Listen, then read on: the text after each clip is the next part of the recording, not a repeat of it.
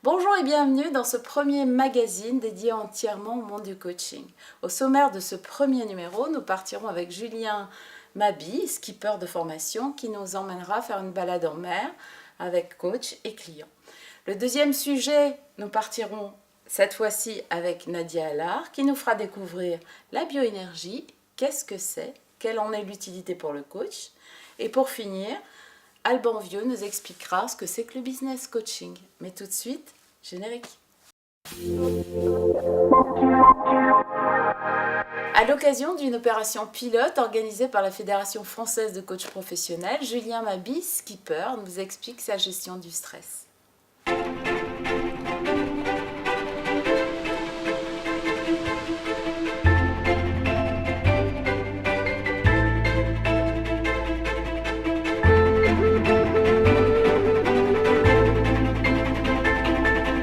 Salut Hélène, j'ai eu le bonheur de te coacher.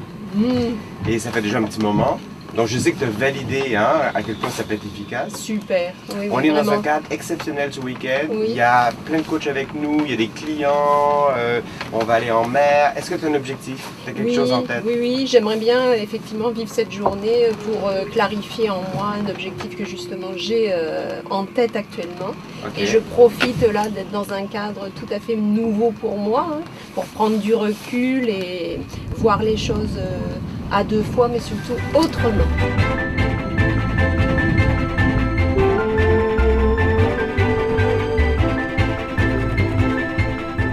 Bateau qui va vite, eh bien c'est un peu ce que je rêverais pour notre fédération, c'est-à-dire je rêverais moi pour les coachs qu'on avance encore plus vite, tu vois, en étant tout à fait décontracté, mais concentré sur ce qu'on fait.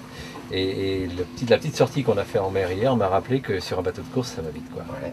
Hein, hier il fallait s'accrocher, quoi. Mais on a du plaisir Voilà, aussi. on a, à la fin, c'était un vrai beau plaisir et j'aimerais que nos amis coachs et les clients, bien entendu, qui sont des partenaires pour nous, viennent notamment expérimenter ça. Ouais. La fédération a quand même quoi déjà 11-12 ans? On a 13 ans. 13 ans, officiellement, donc on est voilà. quand même la plus ancienne association professionnelle de coachs francophones sur cette planète. Francophone, ouais, Ouais. tout à fait. Bon, ICF était là avant nous, puisque Si. c'est nos grands cousins américains qui l'ont amené, mais en tout cas pour les francophones, oui, on est très anciens. Donc voilà, nouveau logo, nouvelle bannière. Nouveau logo, dont on est fiers, avec Voilà. une belle vague qui nous porte vers plein d'espoir. On a besoin de montrer qu'on n'est pas des gens bizarres, qu'au contraire on est des gens tout à fait comme les autres, sauf qu'on a un peu travaillé sur une entité qui s'appelle l'être humain, et que là on a des petits boutons qui peuvent aider à être actionnés et à avancer. Salut Julien. Salut Jean-Pierre. Donc Julien Mabi, skipper professionnel. Si je regarde par rapport au coaching, ce que tu as déjà expérimenté en coaching, ce que ta vision du coaching, quelle est selon toi l'utilité du coaching par rapport à ton métier comme skipper professionnel? Moi je suis quelqu'un de plutôt intuitif en général, réfléchi mais intuitif. Ça permet de rendre les choses un peu plus cartésiennes, de poser un peu mieux les problèmes sans doute. Ouais. Ok. C'est ça que ça m'apporte. Et puis derrière, ça permet d'être plus sûr de sa décision que si on est juste à l'intuition. Voilà, c'est un confort. Le stress, celui qui est bon me donne le sourire. Ok. L'autre me paralyse assez rapidement et quand je sens que la paralysie arrive, alors il y a deux... moi j'ai deux métiers, j'ai celui de navigateur et celui d'organisateur de projet. Ouais. Donc le stress du gars qui est à terre, c'est... il y a des moments effectivement où pas de sponsor ou gros casse ou quoi que ce soit. Si je vois que j'avance plus à rien de bon, ça sert à rien de rester là.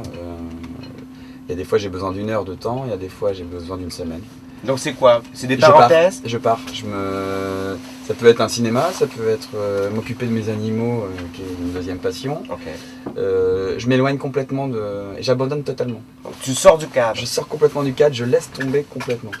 Parce que quand je vais revenir, je vais être 2 fois plus frais, 2 fois plus nouveau, et je vais regarder avec un autre œil. Et la solution va venir quand j'y pense pas, Ok. souvent pendant mon sommeil. Et étrangement, en me réveillant, la solution, elle paraît très simple. Le problème n'est pas si grave, et on trouve tout ce qu'il faut. Donc il faut arriver à, ça je l'ai appris auprès d'autres, mais il faut arriver à lâcher prise, aller dormir. Le problème du stress négatif, c'est qu'on garde qu'un angle. On garde qu'un angle et on se focalise dessus. Et bizarrement, dès qu'on a un autre angle, on se dit, ah ben, mais tiens, finalement, si je le prends dans l'autre sens, on va tout à fait y arriver. Donc ouais, c'est de la lucidité, garder du recul, ne pas s'obstiner. Surtout pas s'obstiner. C'est le meilleur moyen d'aller au clash. Enfin, c'est ma vision de la chose.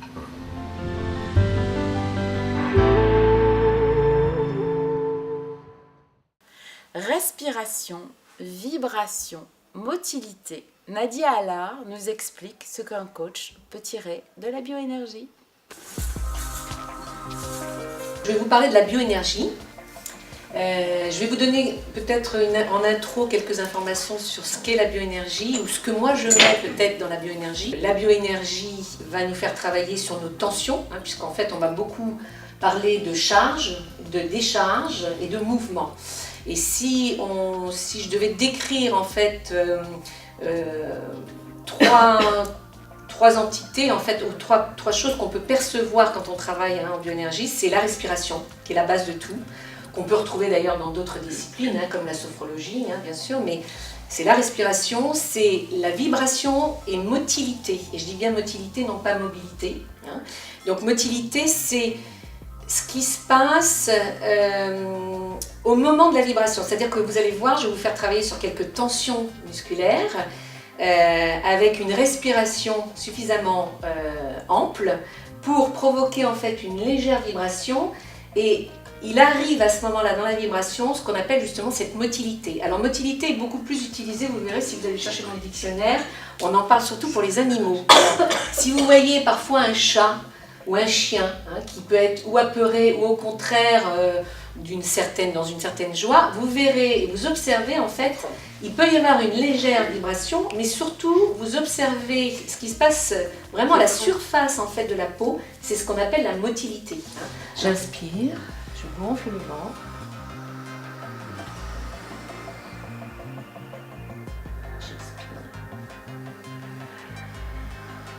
J'inspire. Je vais passer à côté de vous. Voilà.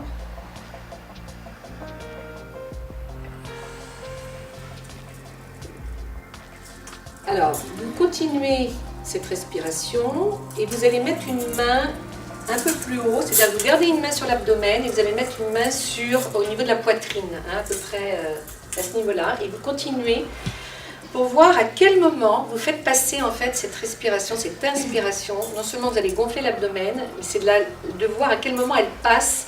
Nous avons un muscle là qui est très important, qui s'appelle le diaphragme, qui est un des anneaux énergétiques très très puissants. Il faut savoir que c'est un des muscles les plus puissants.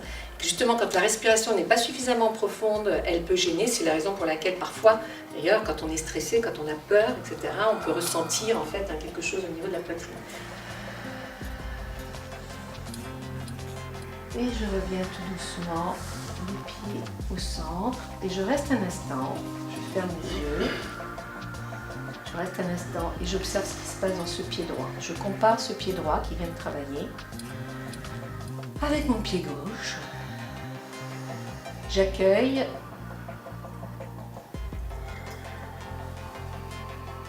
et je ressens. Si vous pouvez toucher le sol, vous essayez au maximum. Au départ, vous ne tendez pas les jambes. Voilà. Et vous allez libérer tout doucement, en fait, voilà, l'énergie. Vous lâchez surtout votre tête. C'est-à-dire que le poids de votre tête, vous le lâchez. Voilà. Vous mettez tout le poids sur l'avant des pieds et vous essayez de tendre les jambes et puis de les détendre. C'est-à-dire je plie et je remonte jusqu'à essayer de sentir. Je respire, parce que là je ne respire pas. Donc je respire. Le bassin est fixe avant et vous allez aller voir en fait complètement à l'opposé de votre corps ce qui se passe derrière vous en entraînant vos bras. Et vous ne bloquez pas la respiration ni les genoux.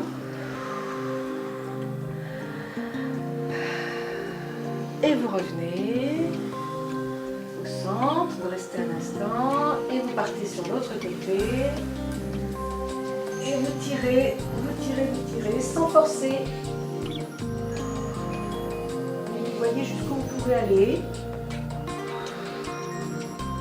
Et vous revenez au centre. Hop, quand je monte, mon poing est levé. Quand je vais en arrière, ma main est ouverte. Mon poing est levé. Quand je monte, ma main est ouverte à l'arrière. Quand je monte, mon poing est Jean-Pierre, levé. c'était pas à la hauteur, c'est tout. Je lâche. Allez. Je vois que ça fait beaucoup rire certains. C'est fait exprès, c'est très bien. Allez, Jean-Pierre, c'est bon? T'as vu toi? Il faut challenger ça, après ça marche. On va aller chercher, donc on passe au-dessus de sa tête, on va aller chercher l'oreille. Et on va appuyer donc le poids de sa main qui emmène la tête sur l'épaule. On n'oublie pas de respirer. Merci à vous. Merci beaucoup. Merci. D'abord, je voulais te remercier Merci. parce qu'effectivement, on a pris le temps et dans ce genre d'exercice, quand déjà on l'aborde, c'est souvent sur un temps court. Donc le fait qu'on ait osé prendre le temps et on s'est tous respectés aussi, on est resté dans le silence, moi j'ai beaucoup apprécié. La deuxième chose, c'était la motilité. C'est la première fois que j'entendais ce terme, donc ça m'a un peu intriguée et je ne le trouvais pas au début et je l'ai un peu ressenti dans l'exercice où on s'est basculé, tu sais, avec le genou tendu, pas tendu, que je faisais trop lent. Et il y a eu un moment, il a fallu que j'ajuste et je l'ai trouvé. Et voilà, donc toujours intéressant de découvrir. Donc, j'ai bien aimé particulièrement ce moment-là. D'autant plus que ça remettait, j'avais aussi un peu mal au dos. Et ce moment m'a fait vraiment du bien et je l'ai trouvé vraiment important. À peu près, c'était à peu près au milieu de la séance. Parce que c'est pas que je tremblais, mais la cambrure, ça fait pas du bien. Donc ça a contribué, je pense, à aller plus loin dans la séance. Moi j'ai retrouvé pas mal de points de médecine chinoise quelque part, hein, avec les points méridiens, j'ai vu une autre façon effectivement de toucher tout ce qui est au niveau du pied, parce que finalement moi je le faisais plutôt par attouchement en fait, ou par massage. Donc j'ai trouvé que c'est vrai que c'était original comme façon, original, différente en tout cas. Tu vois. Alors la motilité, moi non plus je ne connaissais pas ce terme-là. J'ai le sentiment de l'avoir senti beaucoup plus au niveau des pieds en fait. J'ai eu le sentiment, alors c'est ma perception, c'est certainement différent pour toi, mais que à la fin, qu'on était pareil, que je te connaissais, étrange, dans les yeux et dans les mains, et je sais pas comment expliquer. C'est beau, hein, c'est beau. Mais en plus, c'est le témoignage exact du phénomène. Hein. J'ai lu les 5 bouquins avant de venir. J'apprends et que je m'implique dans le fait de respirer profondément, ça me permet de revenir dans le moment présent, d'être là. Je crois que ça équilibre ma vie. Donc ça me fait du bien. Et même en formation, ça me fait du bien des fois de reposer pour être avec mon groupe. Donc merci. Et merci à vous pour vos silences, vos rires, votre implication. Merci. L'intelligence émotionnelle au service de l'intelligence collective, voilà une clé du business coaching.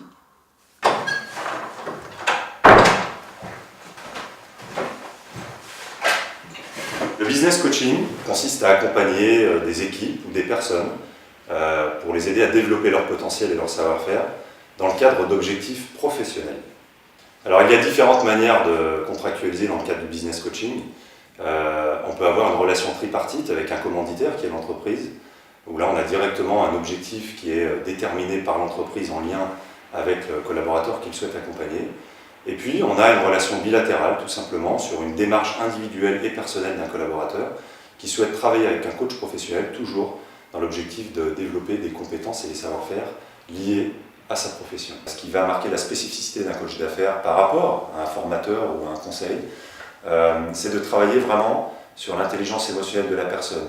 Travailler avec lui pour lui donner les moyens de mieux se connaître, de mieux connaître ses collaborateurs, de mieux gérer ses émotions personnelles, de mieux gérer les émotions d'une équipe, pour travailler sur une intelligence collective, une intelligence personnelle. Et c'est vrai que par les temps qui courent, par exemple en temps de crise, qui mieux qu'un coach professionnel habilité, qu'un coach d'entreprise pour accompagner un dirigeant dans des moments de tempête, pour être un soutien avec ce dirigeant et travailler sur la gestion de ses émotions. Vous parlez d'une mission concrète, par exemple, que j'ai menée très récemment. J'ai été sollicité par une personne qui avait été chassée pour obtenir un poste de très haut niveau dans une grande entreprise française. La notion que j'aime aborder, c'est vraiment cette notion de partenariat, c'est-à-dire que nous avons travaillé ensemble. Mon rôle a été déjà de lui faire révéler tous ses potentiels, de lui faire prendre conscience de toutes les qualités que cette personne avait qui font qu'elle était là aujourd'hui où elle était, et surtout qu'elle était sollicitée pour avoir un poste à haute responsabilité. C'est de cela que je vous parlais tout à l'heure dans l'importance de l'intelligence émotionnelle. C'est en ça qu'un coach d'affaires, y compris en lien avec des objectifs professionnels, va pouvoir apporter une véritable valeur ajoutée afin d'aider la personne, de l'accompagner à mieux comprendre, à mieux accepter, à mieux gérer ses émotions. Côté lecture, vous pouvez découvrir le guide de l'auto-coaching pour les femmes de Shin Lanzmann. Quant au prochain événement, eh bien, ce sera le 29 et 30 septembre à l'occasion des universités de rentrée de la Fédération francophone des coachs. Je vous dis à très vite, à bientôt.